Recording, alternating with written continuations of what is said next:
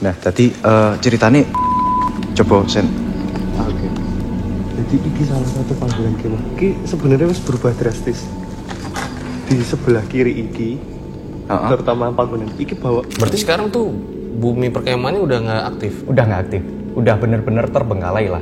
Terus juga dirimu katanya bawa fakta-fakta terkait hal itu ya? Iya, semuanya aku catat dalam sebuah buku catatan yang aku dapatkan dari beberapa narasumber terkait dengan tragedi itu sih. Ini bukunya ya, Mas? Iya, itu bukunya yang Ini apa nih? aduh, itu sorry Mas, ini ada foto korbannya. Foto korban. Ya ini tolong di-blur ya yang ini. Nah, itu nanti foto dokumentasinya ada di buku yang tadi yang tadi sempat dikasih Bang Fajar. Itu nanti ada fotonya di sana. Itu nggak apa-apa ditampilin Rini kesurupannya? Kesurupannya nggak apa-apa. Mulai panik lagi nih, maksudnya loh kok Rini lagi yang kesurupan. Semalam Rini, hari kedua kok Rini lagi.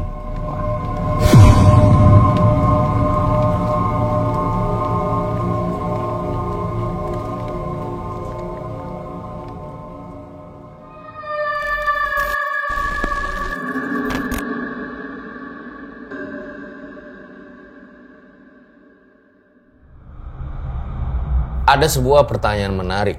Kenapa pocong ada di Indonesia sementara di Eropa tidak mengenal hantu pocong?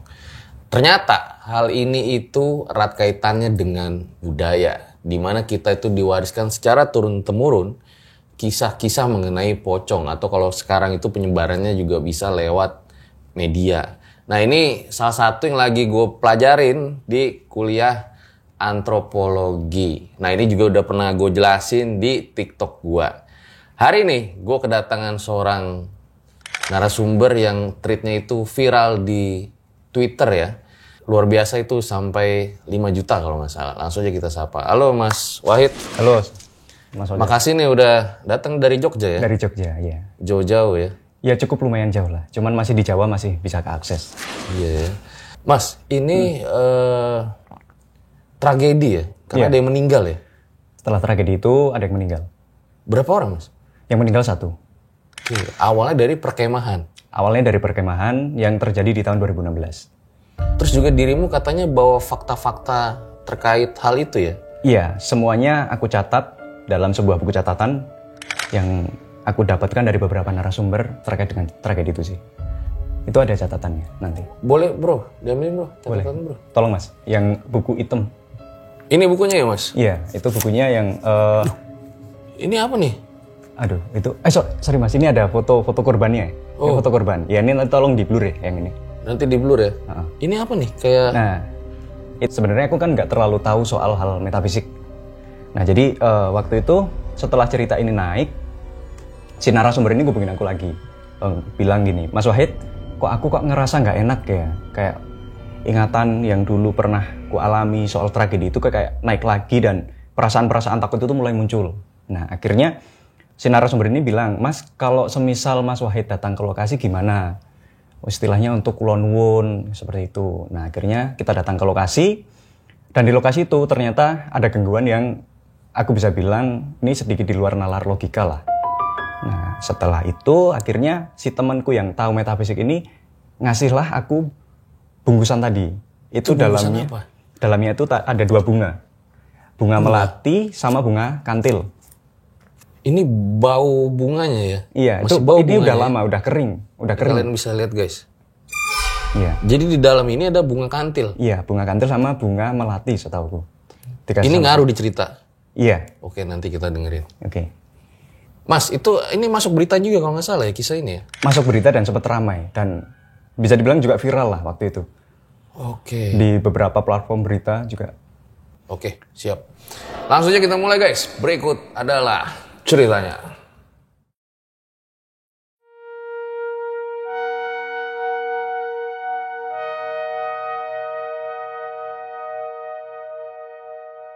Ya, Mas Wahid boleh diceritain awal mulanya itu kayak gimana? Oke, jadi gini Bang Fajar.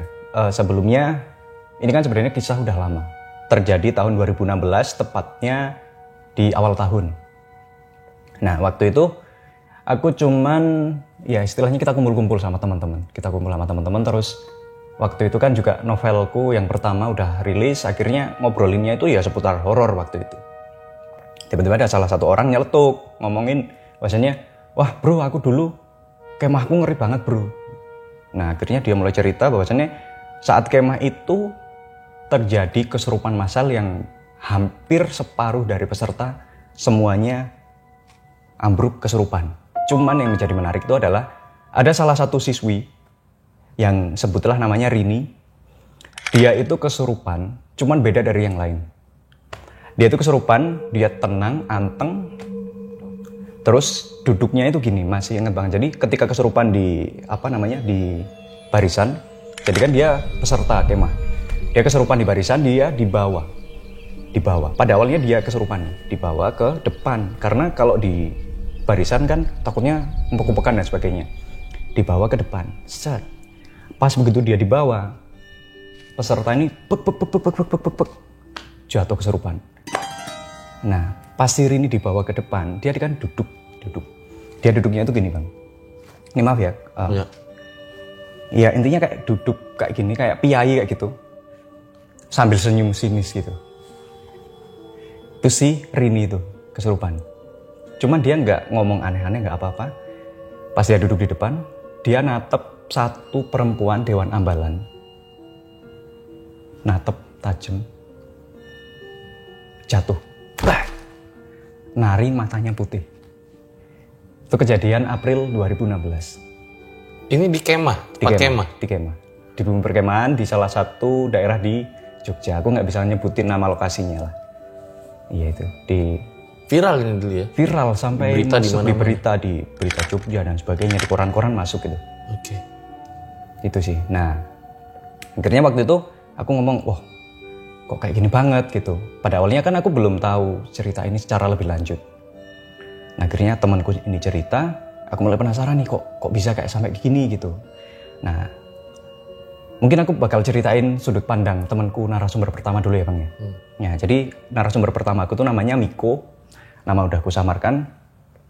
Jadi kemah ini terjadi di bulan April.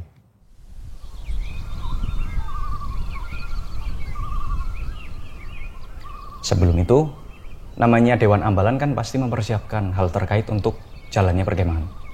Yang pertama kayak survei lokasi, perizinan dan sebagainya. Ya, panitianya lah ya? Panitianya. Si Miko ini dia sama 2 atau 3 orang lah lupa waktu itu nyari lokasi. Karena di sekolah dia itu punya kebiasaan unik bang. Kebanyakan kan kalau sekolah itu ketika kemah, di titik A ya udah di titik A terus. Cuman sekolah Miko ini ada kebiasaan unik. Ketika tahun sebelumnya dia kemah di sebelah barat, maka tahun berikutnya dia harus mencari arah berlawanan. Makanya di daerah timur.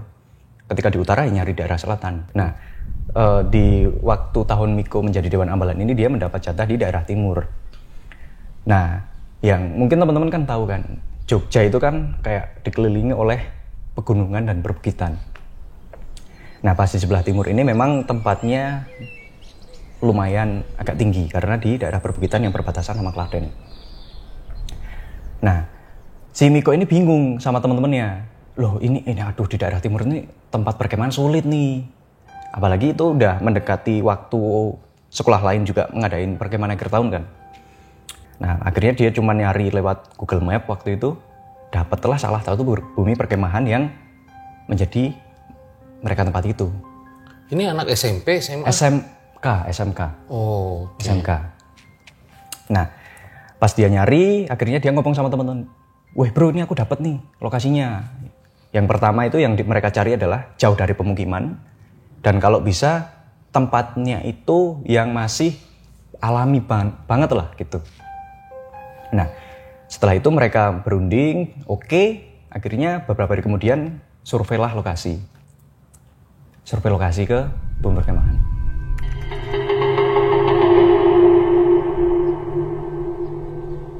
Pas mau ke sana itu, karena medannya lumayan jauh, akhirnya mereka pulang dari sekolah itu sampai sana sekitar jam berapa ya?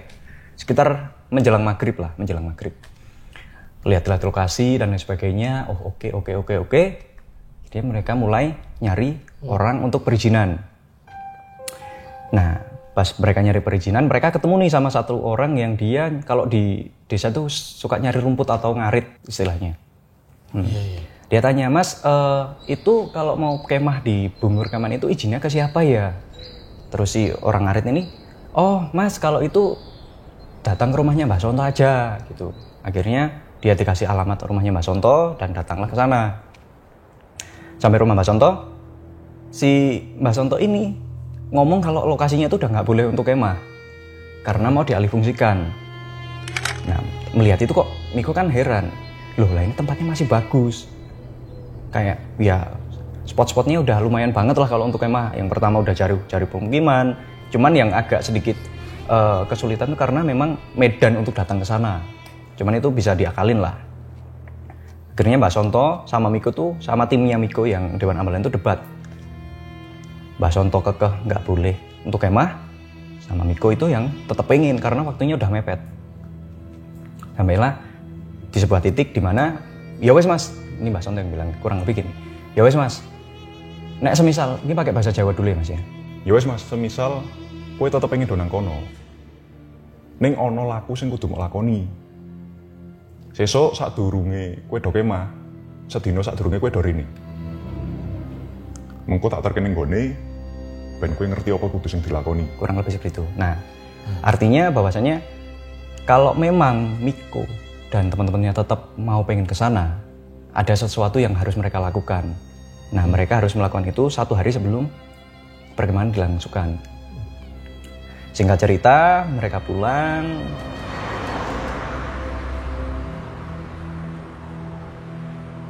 Ya prosesi-prosesi kayak ngumpulin kayu dan sebagainya buat api unggun lah Bang. Nah, sampailah di hari dimana Miko ini datang lagi ke rumahnya Mbak Sonto. Sehari sebelum perkemahan Sehari sebelum perkemahan. Dia bertiga. Miko, Chandra, sama Rio. Saya ingatku tuh, 3 orang ini. Cuman Miko ini dia bohong sama salah satu dewa. Ya intinya dia bohong ke Dewan Ambalan. Dia bilang bahwasannya, alah yang kemarin dibilangin Mbak Sonto itu nggak dilanjutin no, biar teman-temannya nggak pada takut kan. Yang apa? Wes kita besok langsung datang ke sana aja gitu. Nah pas waktu itu datang ke tempatnya Mbak Sonto, sampai sana lumayan malam karena memang pulang sekolah kan. Mbak Sonto itu ngajak ke bumi perkemahan, dan di sana itu ngasih 3 sajen. Yang pertama itu diletakkan di dekat pohon bambu, gugusan pohon bambu. Yang kedua di ujung kamar mandi, dan yang ketiga itu ditanam di lapangan.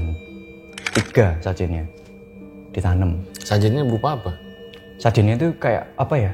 Dibungkus pakai kain lah kayak gitu, kayak mungkin bunga dan sebagainya itu. Oh. Dibungkus pakai kain, terus ada satu yang ditanam. Yang dibungkus pakai kain itu yang ditanam. Kalau yang dibuat pohon dan sebagainya kayak diudupa terus nyalakan. Nah, si temen Miko itu ngomong, loh, kayaknya kemarin gue bilang katanya nggak ada kayak gini. Terus Miko, udah diam-diam wae, nggak usah dibilangin ke teman-teman, takutnya nanti mereka pada takut gitu kan. Kayak proses itu berjalan lancar. Mbak Sonto cuman ngasih 1 omongan, 2 pesan, sorry. Yang pertama, ketika azan maghrib atau pergantian waktu siang dan malam, semua kegiatan harus ditiadakan. Itu yang pertama. Ya mungkin Miko waktu itu mikirnya untuk menghargai lah, yang sholat dan sebagainya. Dan yang kedua ini, mereka harus menjaga unggah-ungguh. Ya ini wajar orang Jawa. 2 itu pesan. Cuman yang menjadi soal adalah, lokasi bumi perkemahan ini kan di bukit di atas, jauh dari pemukiman. Azan kan terkadang nggak sampai suaranya. Nah ini nanti yang akhirnya mengakibatkan sebuah tragedi yang bisa dibilang lumayan ramai. Nah itu kan H-1 Bang. Pas hari pertama,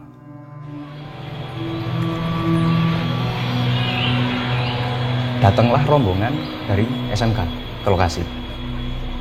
2 bis dan 1 truk. Truk itu buat ngangkat peralatan, 2 bis ini yang buat ngangkat para peserta. 2 bis kayak gitulah. Nah bisnya ini kan nggak bisa naik, akhirnya dia parkir di bawah, terus siswa pada jalan, semua kayak berdiriin tenda dan sebagainya itu udah dilaksanakan siang sampai sore, pagi sampai sore normal.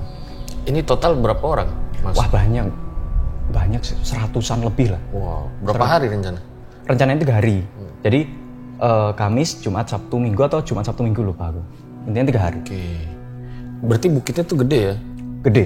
Jadi bumi perkemahannya itu kayak bertingkat gitu loh, kayak istilahnya di camp pertama, camp kedua, camp ketiga gitu. Oke.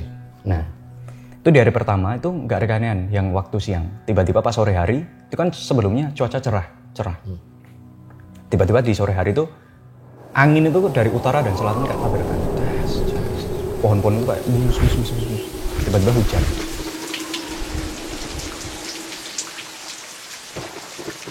Nah, sebelum hujan ada satu orang kesurupan. Aduh namanya, tak samarin aja ya. Sebutlah namanya Mas C, nama inisial. Dia kesurupan, teriak-teriak, lalu dibawa ke ruang sekretariat.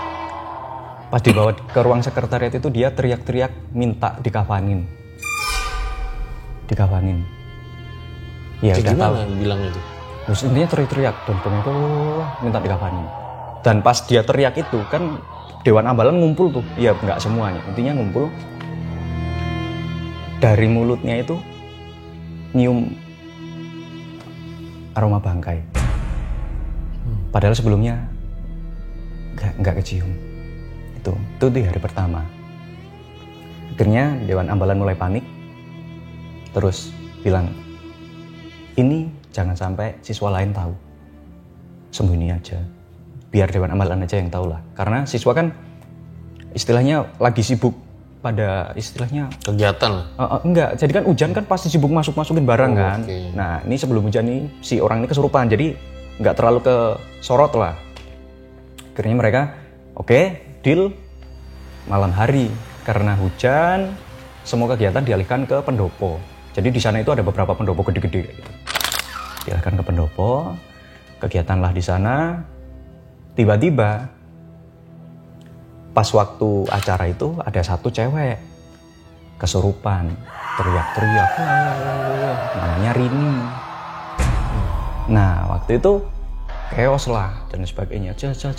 Wes, ini gimana nih, baru hari pertama kok udah kayak gini, apa kita batalin aja dan sebagainya, bla bla bla bla bla. Akhirnya mulai ditenangkan Dewan Ambalan. Malam itu kegiatan diberhentikan secara paksa, nggak dilanjutin secara kayak mungkin nanti ada kegiatan lainnya. Di hari kedua semua berjalan lancar.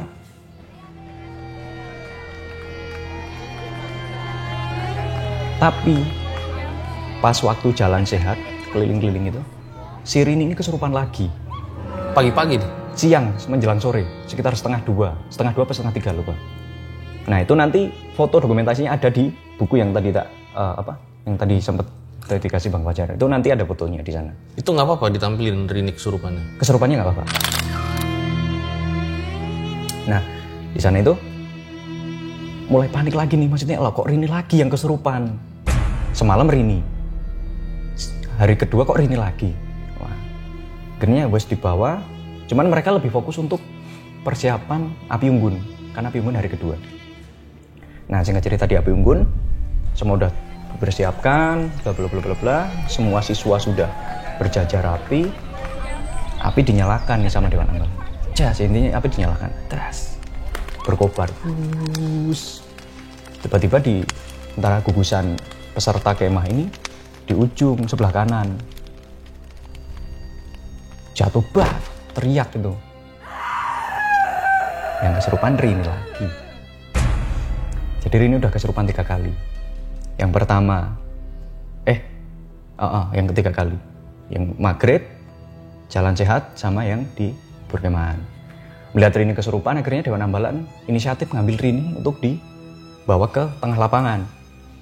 Nah pas diambil dari tengah-tengah gugusan siswa itu, kerumunan itu, pas dibawa, belum lama dia didudukin di lapangan.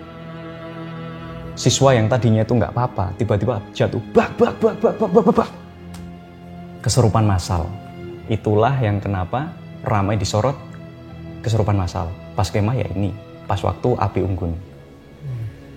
Itu sekitar kurang lebih ya 50-an siswa lebih lah yang kesurupan. Nah, cuman yang anehnya itu apa? si Rini yang dibawa itu dia nggak sama sekali nggak memberikan teriakan seperti dia yang di sana. Dia itu cuman duduk kayak bercimpu kayak gitu, intinya duduk lah. Dia dengan senyum yang menyeringai itu, yang intinya senyumnya kayak ngeri lah. Dia natep satu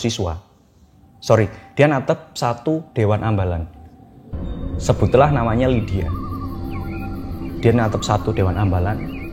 Jadi kan pisah tuh peserta di sana, Dewan Ambalan kan barisannya beda. Jatuh bang. Siapa yang jatuh? Si Lydia itu jatuh, dek, belum sempat ditolongin dia berdiri. Belum sempat jadi istilahnya baru mau diamanin lah sama Dewan Ambalan, itu dia berdiri, nari dengan mata yang udah kayak kelopaknya itu udah putih semua itu loh.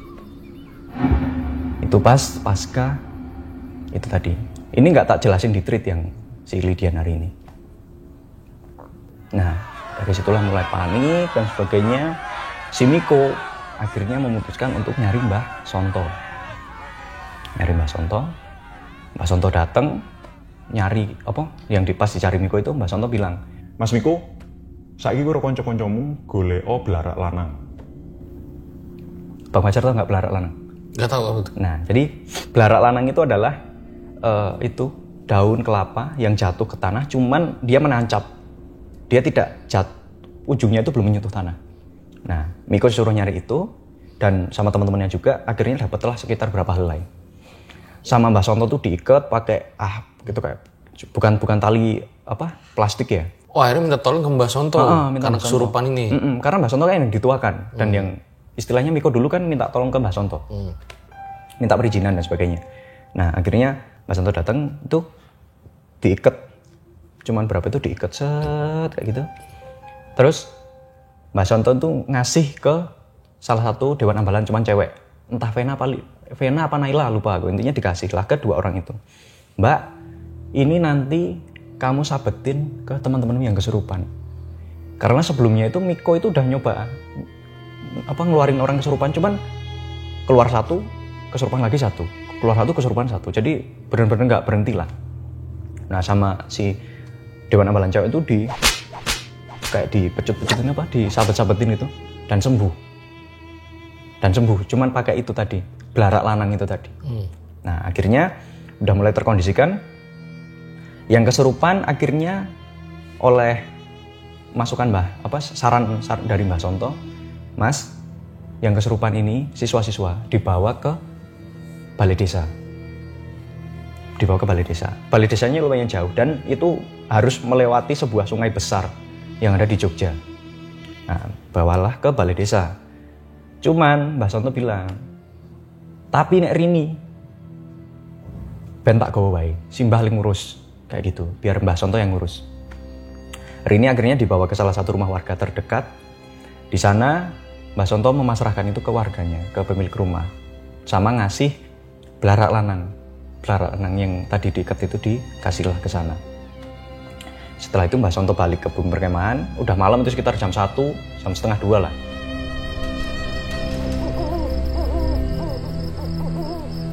Karena kan pas kesurupan masal itu katakanlah dari habis isya lah, habis api unggun kan.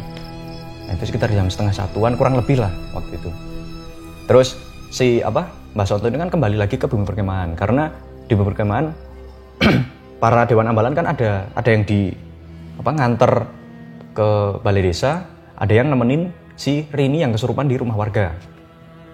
Nah, pas di bumi perkemahan itu Mbah Sonto ngajak Miko ke itu ke ujung. Jadi kamar mandinya tuh rame banyak bang, kayak berjejer gede banyak itu. Nanti fotonya ada.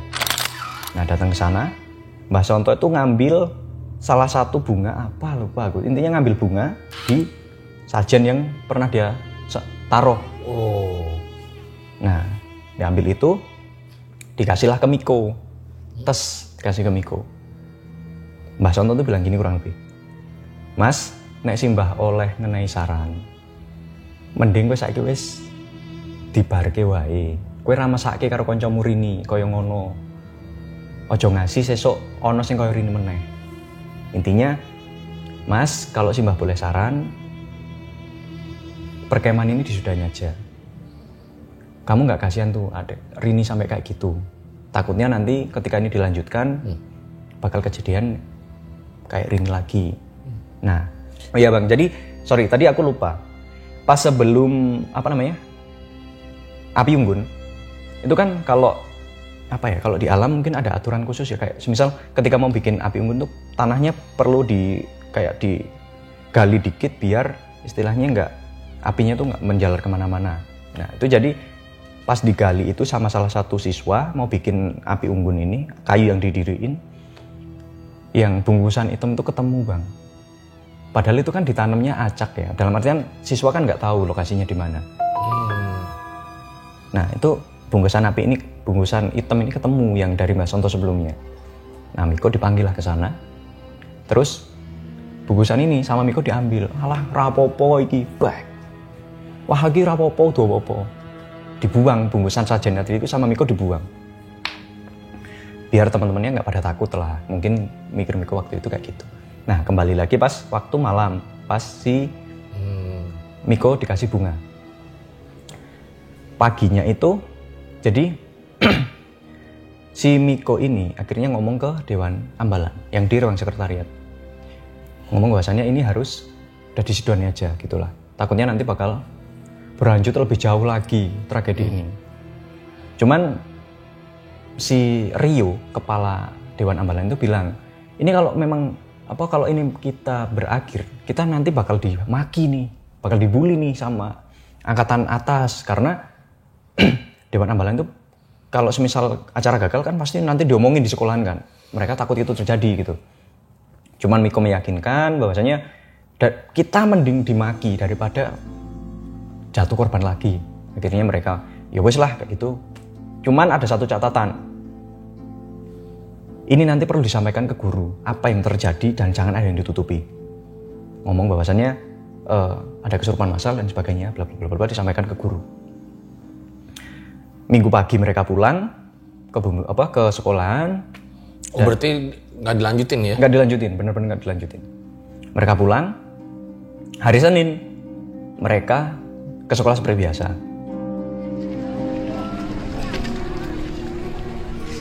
Nah, hari Senin di sekolah Bang, kesurupan massal lagi.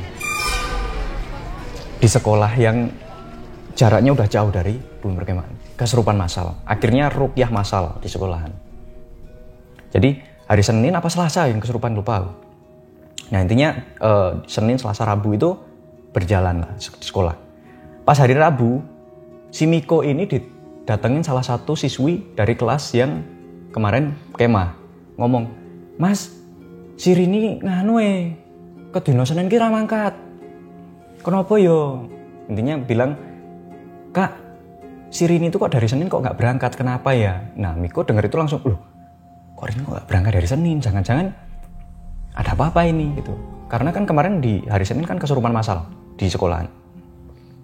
Akhirnya hari itu Miko ngomong sama Naila, Nay, nanti malam kita datanglah ke rumahnya Rini. Oke, habis maghrib mereka datang ke rumah Rini. Dan di rumah Rini itu udah rame orang Bang. Tetangga itu kumpul di rumah Rini. Miko baru mau istilahnya mau parkirin motor, mau masuk rumah, sama ibunya Rini itu dimaki-maki. Gara-gara kowe anakku melu kemah dadi kok ngene. Intinya marah-marah lah, intinya gara-gara kemah anaknya seperti itu. Ibunya itu marah-marah. Miko sama Naila yang datang kan kaget, loh ini apa ini maksudnya? Akhirnya ada beberapa warga yang kumpul di teras rumah kan, si Miko tanya, Pak ngapunten, ini enten opo nggih? Pak maaf ini ada apa ya? Terus si bapaknya Rini ini tiba-tiba keluar dari dalam rumah. Mas, mlebu sik wae Mas, masuk dulu gitu. Nah, di sana itu di ruang tengah itu ada dipan. Dipan itu tempat tidur kayak gitu. Yang masih dari kayu kayak gitu. Rini itu udah di sana. Tapi tangannya itu kayak diikat gitu loh, Bang. Diikat. Tangan sama kaki itu diikat. Terus si bapaknya ini cerita, karena ibunya kan emosi, masih kebakar emosi kan. Bapaknya cerita, tadi ngene Mas, Rini kuwi ke dino Senin kuwi anggar barep maghrib atau menjelang maghrib atau istilahnya waktu maghrib itu kesurupan. Nah bapak kan ya nggak ngerti kok bisa kayak gini. Akhirnya cuma dibantu warga bantu doa. Nah terus si Miko tuh lihat, Pak tapi kok tangan sama kakinya kayak diikat. Ya ini nggak tahu mas, cuman katakanlah dari warga bilangnya mending diikat aja, takutnya nanti gimana.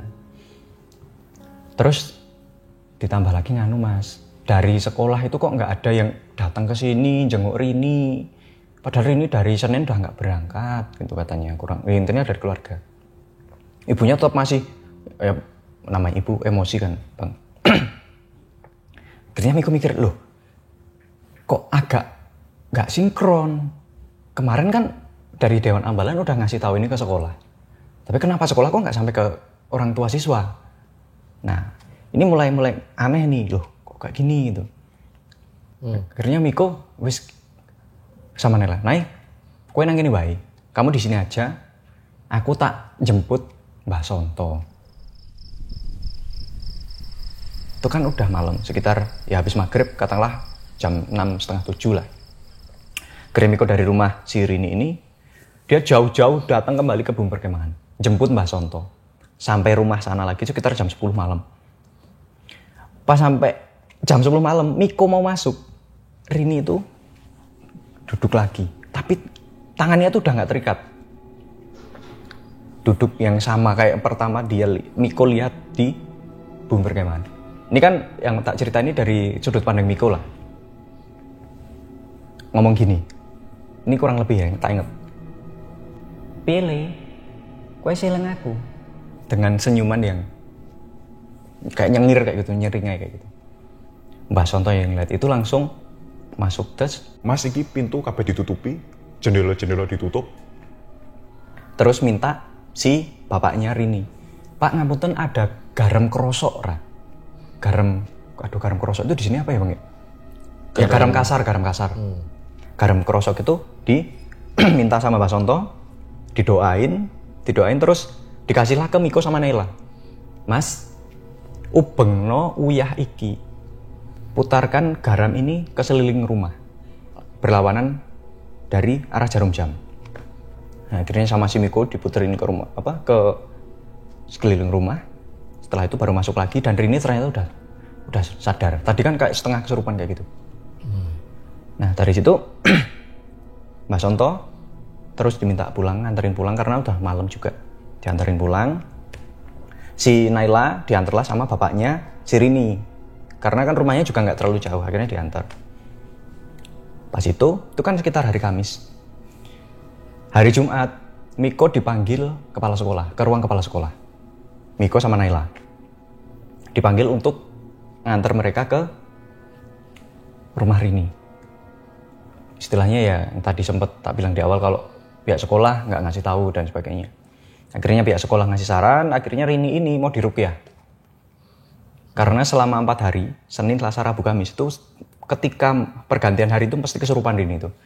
Setelah itu baru si Rini diobatin diruqyah, ya untuk mengantisipasi itu. Akhirnya hari Senin Rini udah berangkat sekolah normal. Hari Senin udah normal, beberapa hari kemudian, entah seminggu 2 minggu, sekolah geger dapat kabar kalau Mbah Sonto meninggal. Setelah Rini diruqyah. Intinya setelah Rini mulai masuk normal itu Mbah Sonto meninggal. Nah, setelah itu baru mulai penasaran nih, kayak kok aneh gitu dalam artian kok semendadak itu ya, walaupun memang kita orang meninggal nggak ada yang tahu ya, cuman beberapa orang yang terlibat di cerita itu kayak Miko dan sebagainya itu mulai mikir kok apa jangan-jangan ada korelasi antara sembuhnya Rini sama kematiannya Mbah Sonto. Nah itu dari sudut pandang Miko. Nah Miko tuh cuman bilang, Mas Wahid aku bisa cerita sampai sini. Kalau kamu butuh dokumentasi foto-foto kesurupaan, foto di lokasi, kamu hubungin Naila. Tak kasih nomornya.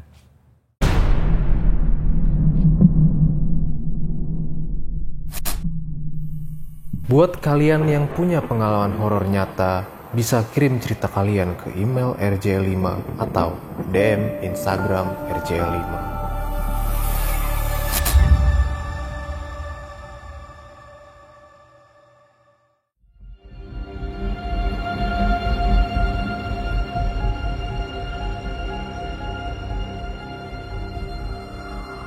Nah akhirnya aku ngubungin Naila, ajak ketemuan dan lain sebagainya. Akhirnya dapat foto-foto yang di buku itu tadi. Cuman Naila ini punya sesuatu yang seolah melengkapi cerita Miko. Tadi kan di awal Miko cerita ketika tiba-tiba ada satu orang kesurupan, ya kan? Sebelum itu Miko kan nggak tahu. Ternyata Miko itu pertama kali tidak sadarkan diri di lokasi. Jadi waktu itu pas siang hari menjelang sore sebelum angin, si Naila ini kayak melihat penampakan di gugusan pohon bambu. Penampakan apa tuh? Penampakan itu katanya kayak bayangan besar gitulah, cuman bayangan kayak gitu. Nah akhirnya dia nyari Miko, dia di hati kan, Miko nandi. Akhirnya nyautlah kalau Miko di gerbang yang tadi di foto, yang gerbang yang semencor gitulah. Akhirnya datang ke sana ngomongin Miko kok aku lihat penampakan nih. Akhirnya mereka berdua datang ke sana, ke dekat pohon bambu. Belum sampai di sana, Miko itu tiba-tiba lari, muter balik. Lari keluar gerbang, langsung belok ke arah kanan. Mesoh tuh apa ya? Mesoh itu kalau bahasa Indonesia apa ya Mas? Misi-misi. Mesoh itu kayak berumpat, berkata kasar. Wasu nak weh, rawat dia metu. Orang lebih seperti itulah. Pas Miko lari, Naila kan ngikutin dari belakang. Miko tuh tiba-tiba kayak padek. Kayak apa ya? Kayak kedorong ke belakang, jatuh nggak sadarkan diri. Akhirnya itu dibawalah ke ruang sekretariat. Nah makanya kenapa Miko tadi kok di awal nggak cerita, itu karena memang Miko waktu itu nggak sadarkan diri. Cuman ada informasi yang ternyata aku dapatkan dari Naila, dimana si Rini ini, sosok yang ngikutin Rini itu siapa? Kok sekuat itu, dan dari yang dia kesurupan di lokasi sama di rumah kok sama. Dia cara senyumnya sama, cara ngomongnya katakanlah nadanya sama, cara duduknya sama. Itu. Nah, dari situlah data-data udah tak dapat. Oke, akhirnya dari narasumber itu rangkum jadi satu catatan. Nah, akhirnya mulai aku tulis menjadi sebuah tweet. Sebelum tweet itu naik, aku ngobrol dulu nih ke narasumber. Mas, Mbak, ini tulisannya kayak gini. Sedikit beberapa tak samarkan, gimana boleh tak upload apa enggak? Nah, dikasihlah ke mereka berdua. Ora apa-apa Mas Wahid, yang penting lokasinya jangan sampai bocor. Iya. Lokasi sama nama sekolah, jangan sampai bocor. Sebentar, berarti Mas Wahid ini sama Rini pernah kontak-kontakan nggak? Pernah. Jangan dijawab dulu. Oh pernah, udah jawab. Ntar gitu Mas. Gue pengen lihat buku lo dulu nih. Oh iya, sorry. Tolong Mas, yang buku hitam. Ini sorry kalau agak tulisannya jelek ya, karena memang kayak catatan aja. Jadi ini kan yang artikelnya. Rini-nya itu yang ini. Sorry, maaf. Nah, ini yang kesurupan. Sorry, mana ya? Aduh, sorry Bang, tulisannya jelek. Nah, ini yang kesurupan. Oh, ini fotonya ada. Nanti ini kalau bisa ditampilin ya? Bisa, nanti fotonya tak kasih untuk cuplikan. Foto asli ya ini? Ini Naila. Ini foto asli Naila. Ini foto gerbang yang tak bilang tadi semen. Nah ini yang pas waktu jalan sehat siang-siang sebelum Rini pertama kali kesurupan. Kedua sorry. Nah ini yang ngasih tambahan data lah di sini. Ini narasumberku pertama Miko. Ini pendopo yang kumpulnya. Oke. Nah ini tuh apa? Nah sorry, ini nanti tolong di blur ya yang. Oh iya. Jadi itu kan pas waktu cerita ini naik. Terus si narasumber kayak kok merasa kayak gangguan dan sebagainya. Akhirnya narasumber yang mana? Narasumbernya yang ini, yang berdua ini. Miko sama Naila. Sama si cewek itulah. Terus ngomong bahasanya, Mas, nek semisal kamu ke lokasi gimana? Istilahnya untuk keluar dan sebagainya. Takutnya nanti gimana gitu kan. Ya wes Mas Miko, kita ngatur jadwal gimana? kita datang ke sana kapan, biar nanti aku ngajak temanku yang memang tahu hal-hal supranatural, aku bilang gitu. Nah temanku yang ini mana? Ini fotonya, nah ini pas aku sama temanku yang di lokasi malam-malam. Nah pas di lokasi, ini boleh percaya boleh enggak ya. Cuman ini aku menyampaikan apa yang tak temukan. Iya. Karena kan lokasinya lumayan jauh bang dari Jogja. Pas sampai sana, kita kan udah nyiapin kayak senter, alat rekam dan sebagainya. Walaupun rekamannya coba pakai HP. Senter tuh di sana nggak nyala bang, nggak mau nyala. Pertama, nah terus mikir, waduh ini baterainya habis kok ya. Cuman temenku ngomong, iki mau bar dicas sih. Kok ora ono baterai nih gitu. Nah, mikir kalau baterainya bocor, akhirnya kita turun, mampir di angkringan kita ngecas. Ternyata nyala normal. Nah kita datang lagi ke lokasi, suara itu apa namanya, tokek, kenceng banget, tokek sekali saya ingat tuh. Nah kita bertiga mulai masuk ke lokasi, sekitar jam 12 kurang seperempat. Malam nih? Malam, buktinya ada nanti shoot-shootnya tak kasih. Nah, tadi ceritanya coba sen. Oke mas. Jadi iki salah satu panggonan kemah. Iki sebenarnya wis berubah drastis. Di sebelah kiri iki, terutama panggonan iki Berarti sekarang tuh bumi perkemahannya udah nggak aktif? Udah nggak aktif, udah bener-bener terbengkalai lah, udah nggak wujud bumi perkemahan. Oke. Kita datang ke lokasi, itu kan lokasinya ada di katakanlah di perbukitan. Cuman waktu itu entah malam karena apa ya, tiba-tiba kayak suasana itu yang tak rasakan lah, ini yang tak rasakan. Itu kayak aku itu kayak berada di sebuah ruangan kecil yang bener-bener kayak upek, sumpek kayak gitu. Itu di lokasi. Nah temanku ini yang dia bisa tahu itu ngomong, Mas, nanti nih ada apa-apa, ngelihat apa-apa atau merasakan hal apapun jangan dibilangin. Cukup jawil aku aja terus kita balik. Temanku tuh sampai bilang kayak gitu.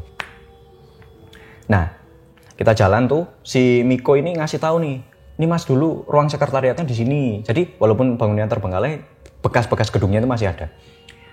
Di ruang sekretariat, terus di pendopo yang buat kumpul terus kesurupan itu di sana. Terus Miko itu nganter aku ke yang ketika dia diajak Mas Sonto malam-malam di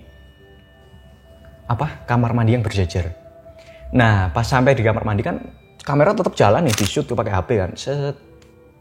Miko itu tiba-tiba ngomong gini, oh iya Mas aku lali, aku lupa, belum tak sampaikan sebelumnya.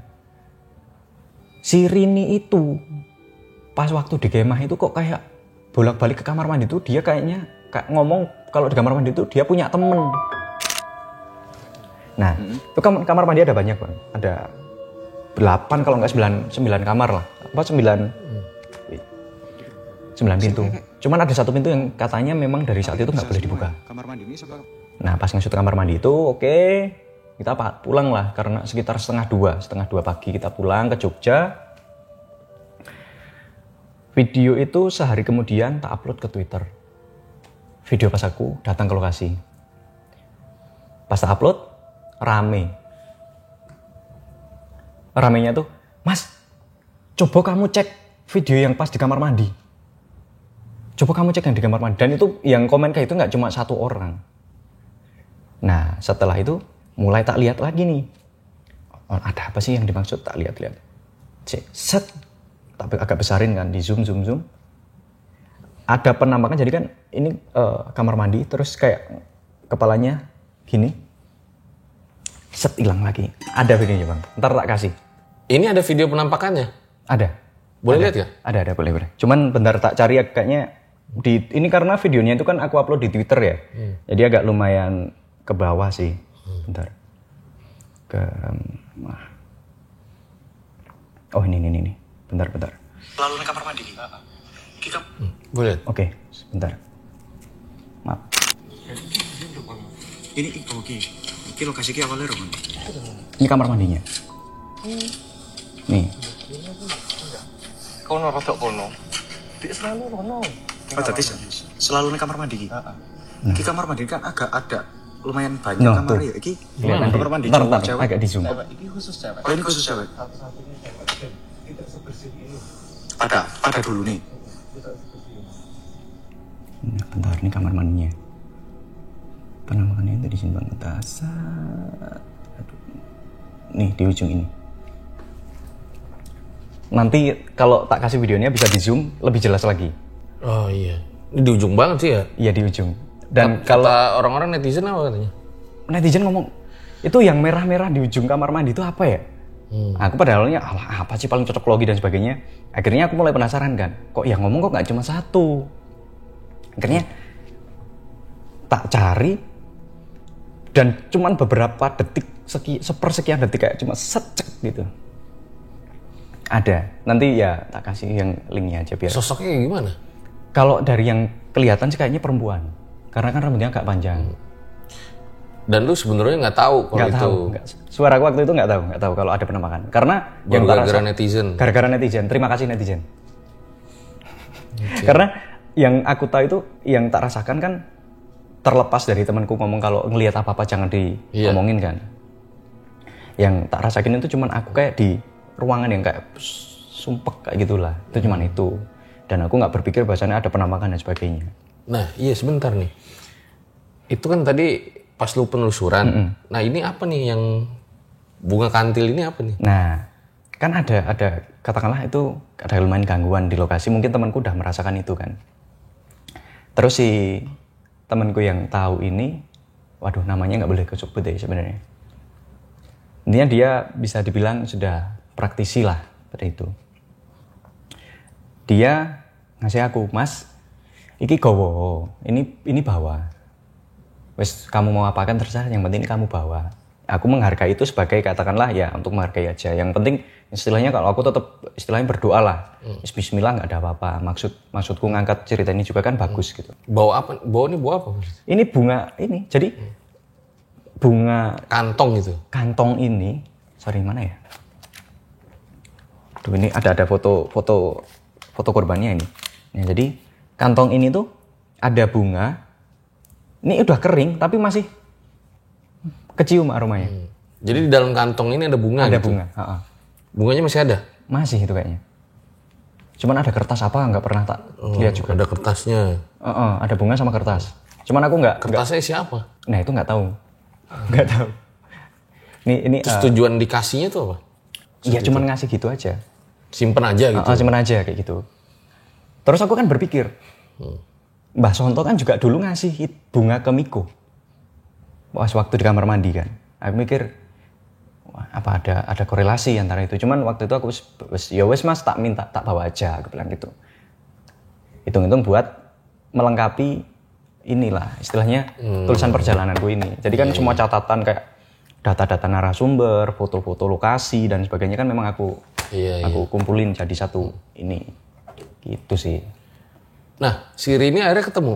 Rini ketemu. Aku sempat ngobrol juga, teleponan sama Rini. Cuman temen-temennya itu bilang semenjak kejadian ini, Rini itu menjadi orang yang berbeda. Kayak punya kepribadian yang ya bukan aneh ya. Istilahnya mungkin yang jarang teman-temannya lihat lah.